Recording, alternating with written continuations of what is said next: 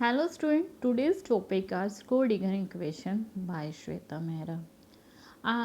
Schrödinger equation क्या होती है? एक डिफरेंशियल इक्वेशन होती है जो governs the behaviour of wave function in quantum mechanics, जो वेव बिहेवियर के बारे में बताती है क्वांटम मैकेनिक्स के। जो स्क्रोडिंगर इक्वेशन होती है वो टू सेपरेट इक्वेशन होती है। एक फर्स्ट होती है टाइम डिपेंडेंट और दूसरी होती है टाइम इंडिपेंडेंट स्क्रोडिंगर इक्वेशन। जो टाइम इंडिपेंडेंट है वो हमें बताती है पार्शियल डिफरेंशियल इक्वेशन, जो वेव फंक्शन कैसे टाइम के साथ इन्वॉल्व होती है, और दूसरी तरफ टाइम इंडिपेंडेंट बताएगी कि partial differential equation of state कि कौन सी स्टेट है वेव फंक्शन की डेफिनेट एनर्जी के साथ। ठीक है, फिर अब हम पढ़ेंगे one dimensional equation for a free particle. ये हम मानेंगे ये जो मास है फ्री पार्टिकल का, वेलोसिटी है, मोमेंटम है, एनर्जी है, सब एक डायरेक्शन में मूव कर रही है। उस डायरेक्शन है एक्स एक्सिस। इट मीन्स वहाँ पे कोई भी फोर्स नहीं हो रहा। ठीक है, तो टोटल एनर्जी पूरी तरह से क्या होएगी? काइनेटिक एनर्जी, यानी मूविंग है। तो हम काइनेटिक एनर्जी लिया, एम से मल्टीप्लाई, एम से डिवाइड, ये क्या बनेगा? मोमेंटम। किसके अलोंग? एक्स डायरेक्शन के अलोंग। अब पी एक्स को एच कट से रिप्लेस कर दिया और ई बाय एच कट ओमेगा, ये कहाँ से लिया हमने? डी ब्रोगली वेव, सो वेवलेंथ लैम्डा और फ्रिक्वेंसी न्यू। ठीक है, ये जब हम रिप्लेस करेंगे इधर से एच कट वाला ये एच कट हो जाएगा, एच कट सिंगल रह जाएगा, जो यहाँ से हमने एच कट के का स्केयर करेंगे ना, तो यहाँ पे एच कट स्केयर रह हो जाएगा। तो रिप्लेस करके हमारे पास वैल्यू ये आ जाएगी। ये किसके इक्वल हो जाएगी? ओमेगा के। अब जब हम वेव फंक्शन को डिस्क्राइब करेंगे किसके थ्रू करेंगे? फोरियन ट्रांसफॉर्म, जहाँ पे हमने बताया था कि 1/2 pi minus infinity to infinity ए के ई की पावर आई के एक्स माइनस ओमेगा टी। यहाँ पे जो ओमेगा है उसकी वैल्यू हम ये पुट करेंगे। ठीक है,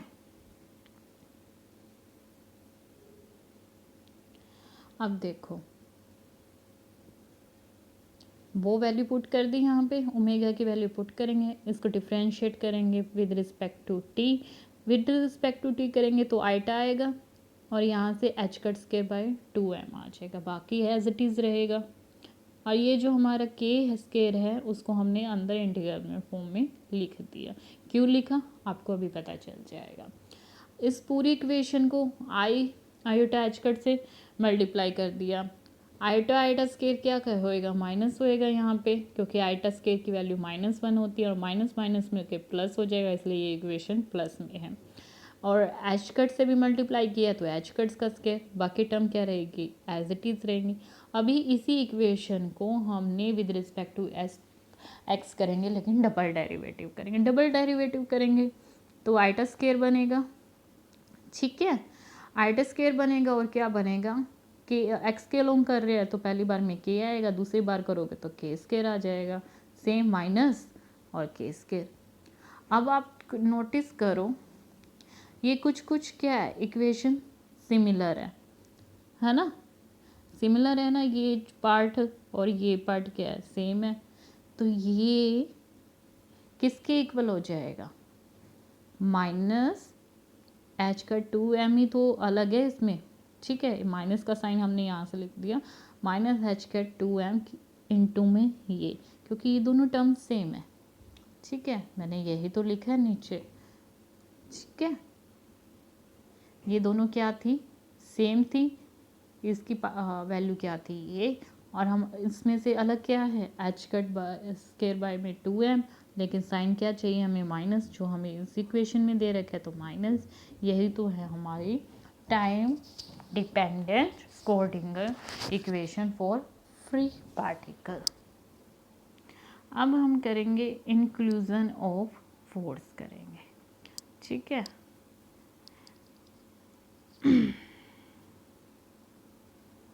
इसमें क्या लेंगे हम? पोटेंशियल एनर्जी लेंगे एक्सटर्नल फोर्स है एक्टिंग ऑन ए पार्टिकल है जो डिराइवेबल है पोटेंशियल एनर्जी, क्योंकि मैंने आपको बताया था कि पोटेंशियल एनर्जी में इसमें एनर्जी का भी बहुत बड़ा रोल है। तो एनर्जी लेंगे जो फंक्शन है V का, ठीक है, वो है ये। अब हमारे पास टोटल एनर्जी क्या होती है, ये T को हम काइनेटिक एनर्जी लिखेंगे जिसकी वैल्यू ये है, और V क्या है, हमारी पोटेंशियल एनर्जी है, ठीक है। ये एक्सटर्नल फोर्स है F यहाँ अपर वाली इक्वेशन में, ठीक है। अब हम क्या करेंगे, इस इक्वेशन को साई आर टी से हम क्या कर देंगे, मल्टीप्लाएंगे। यहाँ पे आप पूछोगे आर टी क्या है मैडम, आर टी यहाँ पे आर पोजीशन को रिप्रेजेंट करना है, और टी यहाँ पे हमारा टाइम है जो टाइम का पे डिपेंडेंट है।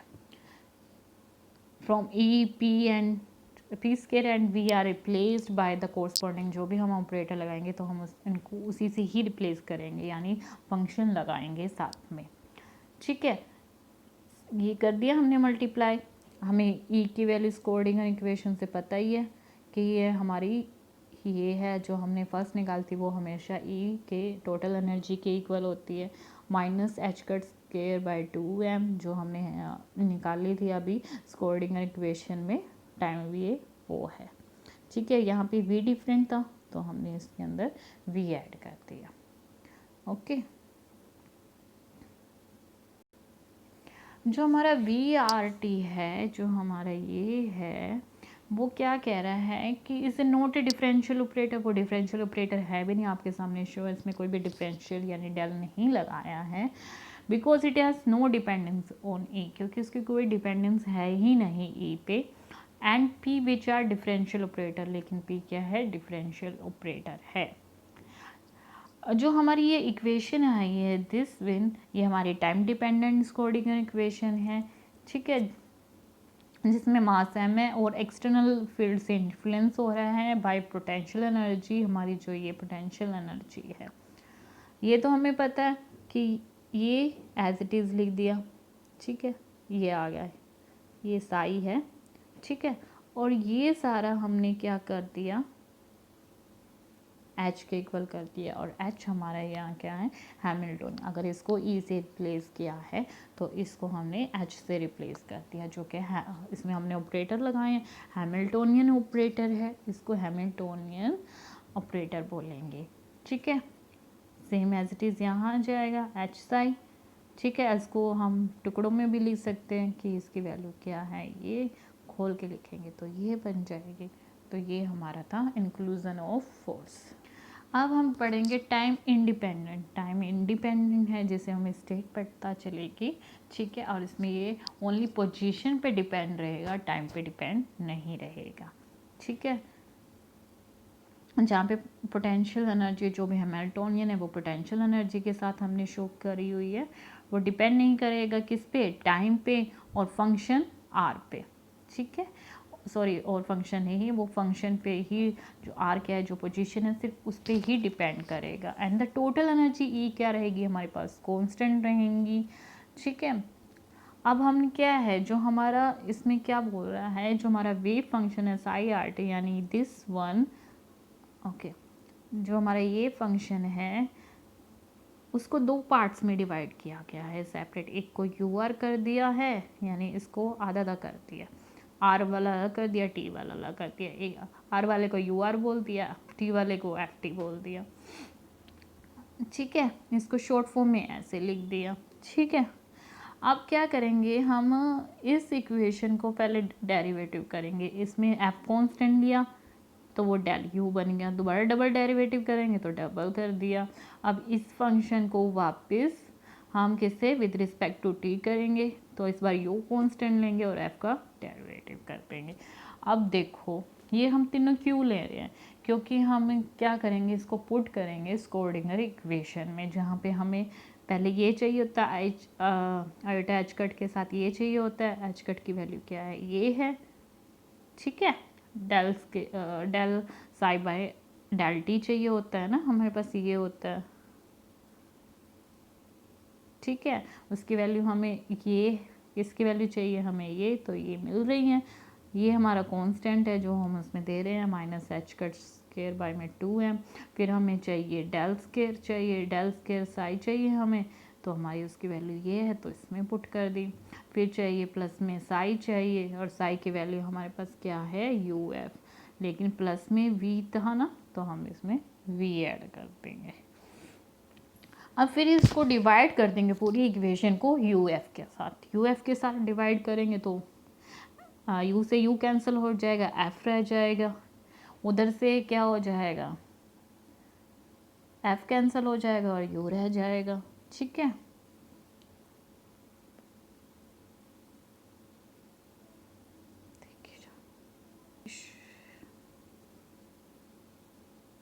यहाँ पे हमने ई के इक्वल लिख दिया इसको। ठीक है, अब बस में क्या कर देंगे, आइटा से मल्टीप्लाई करा पहले, तो आइटा से मल्टीप्लाई किया, आइटा स्क्वायर बन जाएगा यहाँ पे। ठीक है, आइटा स्क्वायर क्या होता है, -1, वो माइनस यहाँ जो डी टी था वो यहाँ चला जाएगा, एफ तो है ही नीचे, एच कट था मल्टीप्लाई में, वो डिवाइड में आ जाएगा। ओके, अब हम क्या करेंगे, इंटीग्रेटिंग करेंगे, इंटीग्रेटिंग करेंगे तो क्या आ जाएगा, डी एफ बाई में एफ, इंटीग्रेट करा ना, डी एफ बाई में एफ क्या होता है, लॉग एफ, और ये क्या हो जाएगा, इसके आगे टी लग जाएगा क्योंकि यहाँ डी टी है तो टी लग जाएगा, प्लस में कांस्टेंट जिसकी वैल्यू क्या मान लेते हैं हमें F0 है। अब देखो log F और माइनस log 0 ये है हमारा। ठीक है, तो ये क्या बनाएगा हमारा, सोचो, ये हमारा डिवाइड का बनाएगा, यानी log F बाय में 0 हो जाएगा। अब हम क्या करेंगे, अब हम करेंगे एक्सपोनेंशियल लेंगे दोनों साइड। जब हमने एक्सपोनेंशियल लिया, जो हमारा log f था वो हमारा ft बन जाएगा, और नीचे वाला 0f था रह जाएगा। ठीक है, और वो f0 है वो इधर मल्टीप्लाई में आ जाएगा, जो यहाँ था ये वो उसके साथ क्या हो जाएगा, मल्टीप्लाई में रह जाएगा, ये एक्सपोनेंट में आ जाएगा। ठीक है, जो हमारा f0 है वो आर्बिट्रेरी कांस्टेंट है, यानी वो इक्वेशन है फॉर u। हम तो हमारी u कैसा बनेगा, 1/u बनेगा, और उसके साथ हमने क्या कर दिया, जो हमारा e था उस किसके इक्वल हो जाएगा, हैमिल्टोनियन वाला जो ऑपरेटर रह गया उसके साथ ही ये u क्या हो जाएगा, मल्टीप्लाई में हो जाएगा। देखो इसमें यहाँ है ना 1/u, ठीक है, 1/u है, वही हमने वो आगे लेके जा रहे हैं। कहीं सोचो मैं ये 1/u अब कहाँ से आया। ठीक है, ये हमारा e के इक्वल आएगा, ये u इसके साथ क्या हो जाएगा, मल्टी में लाएंगे।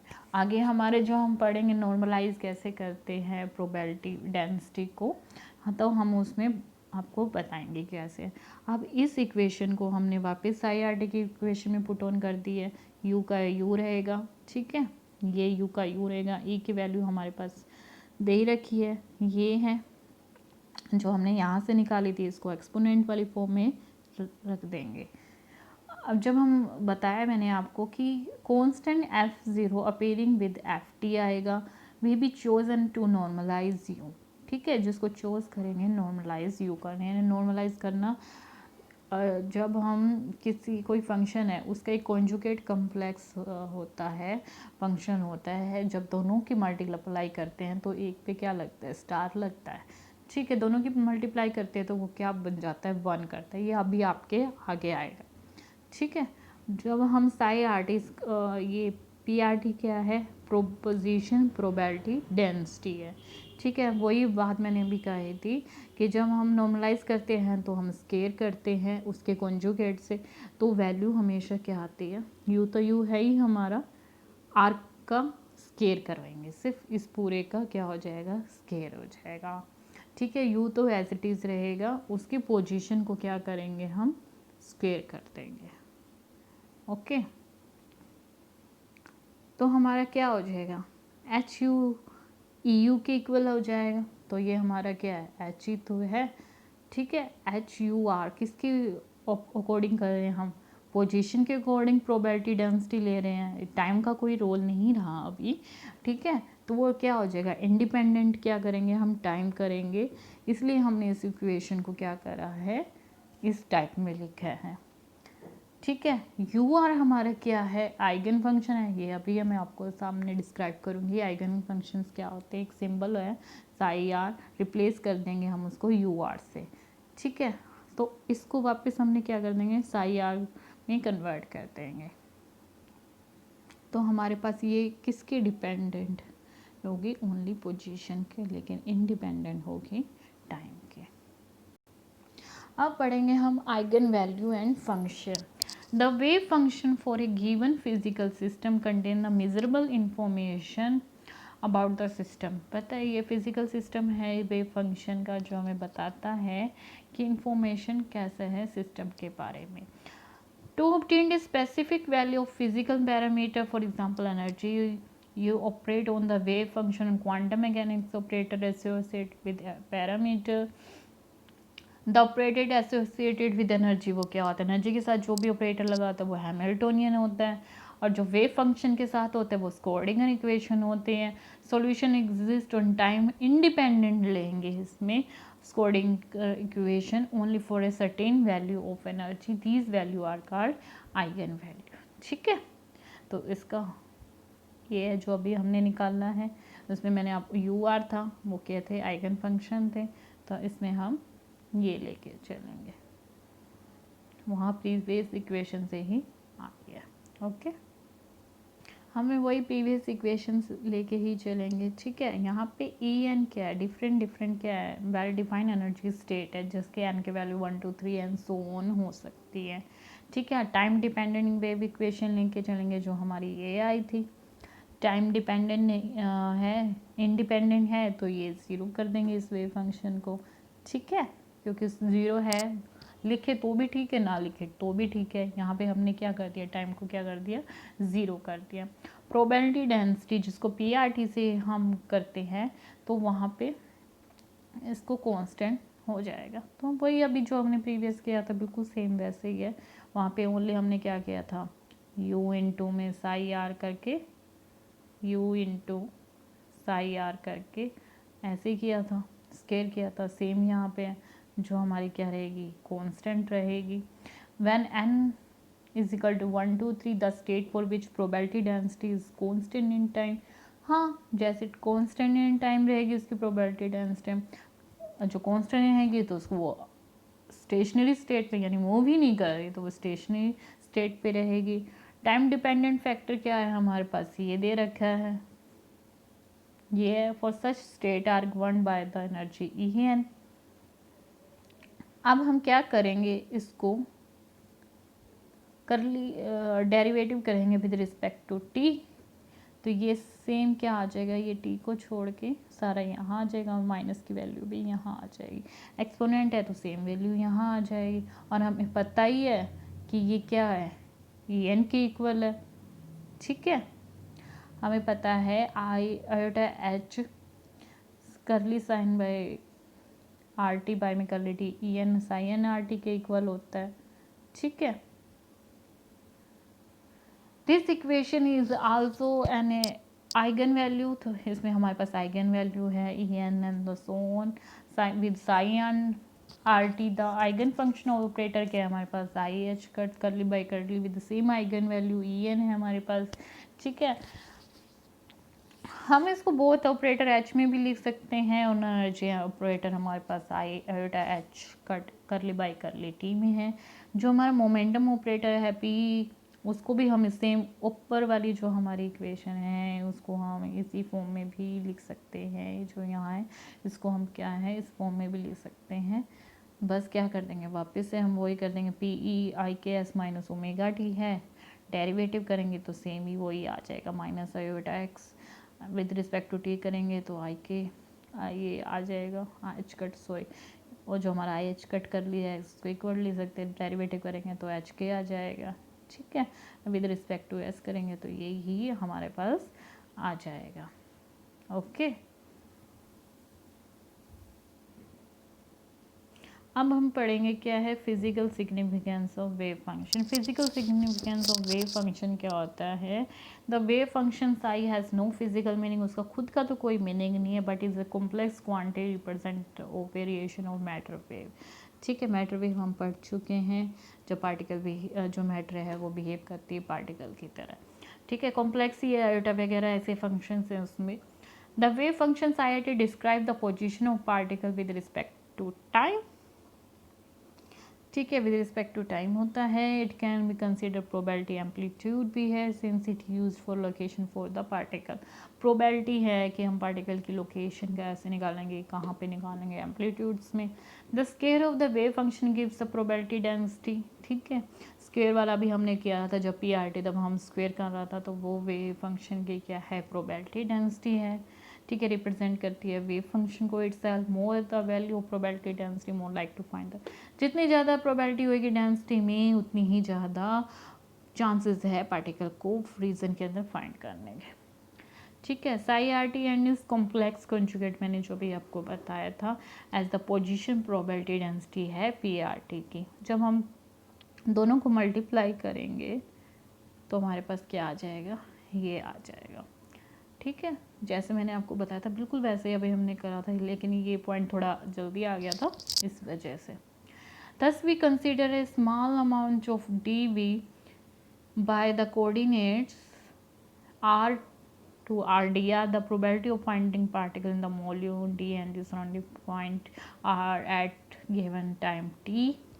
ठीक है, तो पी आर टी है, डी वी का फंक्शन है, हम यूज़ करेंगे जो हमारे क्या स्मॉल वॉल्यूम है। ठीक है, स्मॉल वॉल्यूम में इसको फाइंड करेंगे, वो हम ऊपर वाली इक्वेशन में मल्टीप्लाई कर देंगे। ठीक है, थस हमारी जो इंटीग्रेट करेंगे जब हम इस इंटायर को, जो हमारी टोटल प्रोबेबिलिटी आएगी वो 1 ही आएगी। हमें मेन बात याद करनी है ये, जब हम इसको इंटीग्रेट करेंगे -इन्फिनिटी टू इन्फिनिटी, तो क्या है वो, क्या आनी चाहिए, 1 आनी चाहिए। ठीक है, एक small volume small element volume में भी, जिसके को क्या है हमारे पास कोऑर्डिनेट ये है। ठीक है, तो थैंक यू सो मच।